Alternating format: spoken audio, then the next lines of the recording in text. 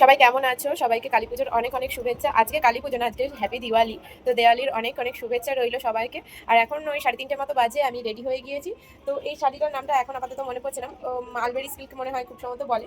তো এই শাড়িটা আমি পরে নিয়েছি আর যাচ্ছি আমাদের গ্রামের এক কালী পুজো হয়, সেখানেই খুব জোরের কালী পুজো হয়, সেখানে যাচ্ছি। এবং সেখানে এই প্রথম আমি যাচ্ছি, তোমাদের সঙ্গে সেটা সবটাই শেয়ার করব। আর কেমন লাগছে অবশ্যই জানিও। ফুল লুকটা তোমাদের সঙ্গে এরপরে দেখাচ্ছি। আর দেখতে থাকো, চলো এবার গুছিয়ে বেরোই। আমি এবং আমার হাজব্যান্ড যাচ্ছি দুজনে। তো সেখানে গিয়ে আরও সব বন্ধুদের সঙ্গে দেখা করাবো। তো চলো। তো আমার ফুল লুকটা দেখে নাও। আজকে একা একা খুব তাড়াতাড়ি সাজাগোজা কমপ্লিট করেছি, কেমন লাগছে অবশ্যই জানিও। তারপরে একদম বেরিয়ে পড়েছিলাম, একটুও সময় নষ্ট করিনি, যেহেতু অলরেডি তখন 3:30 পৌনে 4 বাজতে যায়, আর আমাদের যেতে যেতে বেশ আধ ঘন্টা পৌনে 1 ঘন্টা লেগে যাবে, তাই আর লেট করিনি। এই দেখো বেরিয়ে তো পড়লাম, কিন্তু কোথায় যাচ্ছি, গ্রামের কোথায় কালী পুজোটা হচ্ছে সেটাই কিন্তু তোমাদের সঙ্গে শেয়ার করা হয়নি।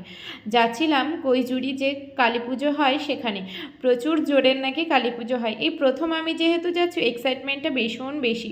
আর ওই দেখো আমরা কথা বলতে বলতে চলেও আসলাম। ওই যে কাঁটাতারের ওই পাশটা কিন্তু বাংলাদেশ, আর এই পাশটা ইন্ডিয়া।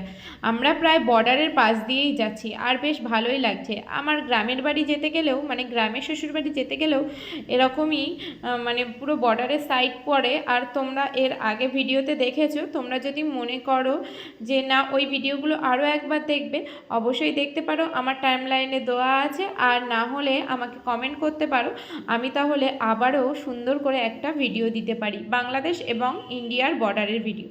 তো তারপরে আমরা আবারও একটু বেরিয়েছিলাম, আর এখানে আমার বর একটু বুলেট নিয়ে ঢং করছিল। তারপরে আমি আর ওর যে বন্ধুটার বাড়ি, তাদের বাড়িতে চলে গিয়েছিলাম, এবং সেখানে এই যে সেই বুলেটটা নিয়ে একটু ঢং করছিল ওর।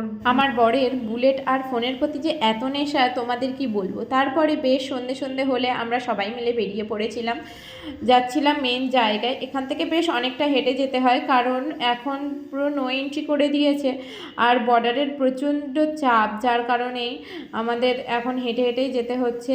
আর আমার পাশে রাই ছিল, মানে যে বন্ধুটা তার বউ, এবং আমরা সবাই প্রথমেই চলে এসেছিলাম যে ক্যাম্প, মানে পুলিশ ক্যাম্প, সেইখানের যে ঠাকুরটা সেখানে দেখতে। তো এখানকার মা প্রতিমা দর্শন করার পরে আমরা চলে যাচ্ছিলাম মেন যে কালী পুজো হয় সেখানটায়।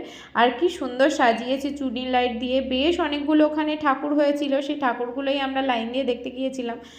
মানে প্রায় 7-8টা মতো ঠাকুর দেখেছিলাম। আর এটা হচ্ছে কৈজুরি হাই স্কুল। যারা যারা চেনো এবং ওখানে থাকো অবশ্যই কমেন্ট করো আমার ভিডিওটা যদি তোমাদের কাছে যায়। তো কৈজুরি হাই স্কুলের সামনে দুখানা কালী পুজোর প্যান্ডেল হয়েছিল, সেখানে আসার পরে আমরা চলে যাই আবারও একটা প্যান্ডেল দেখতে। তো এখানে দাঁড়িয়ে আমরা কিছু খাওয়া দাওয়া করি। আজকে আমাদের না শুধু ঘোরাঘুরিটাই হয়েছে, আর এখানে দেখো প্রচণ্ড পরিমাণে ডিজে হচ্ছে আর আওয়াজ হচ্ছে। এরপরে চলে গিয়েছিলাম মেন যে কালী মায়ের মন্দির, সেখানে কালীতলা বলে কৈজুরির। তো এখানে এই মায়ের জাগ্রত খুবই একটা মন্দির আছে, এবং মাও নাকি খুব জাগ্রত দেখেই মনে হচ্ছিল। এবং আমার না চোখটা পুরো মায়ের দিকেই তাকিয়েছিল সারাক্ষণ। তারপরে আরও একটা ঠাকুর দেখতে এসেছিলাম, আর এখানে দেখো নাচানাচির চোটে মারপিট শুরু হয়ে গেছে, কি বলবো। মানে এত ভিড়, তখন মোটামুটি ওই 9:30-10টা বাজে, এটা কিন্তু ভোর হয়ে যাবে এদের।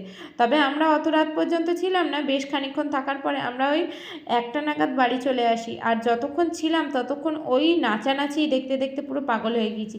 আর এই যে সেই কালীতলার মন্দিরটা তোমাদের যেখানে বললাম, এখানে আমি না দুবার করেছি। প্রথমে একবার এসেছিলাম, মায়ের মুখটা তখন দেখতে পেয়েছিলাম, কিন্তু পরের বারে এতটাই ভিড় বেড়ে গিয়েছিল যে আর দেখতে পাইনি। তারপরে যেহেতু আমার সেদিন মঙ্গলবার ছিল, রাত 12টার পরে একটু এগরোল খেয়ে আমরা চলে এসেছিলাম বাড়িতে, কারণ পরের দিন ডিউটিতে তো যেতেই হবে। তো সবাই ভালো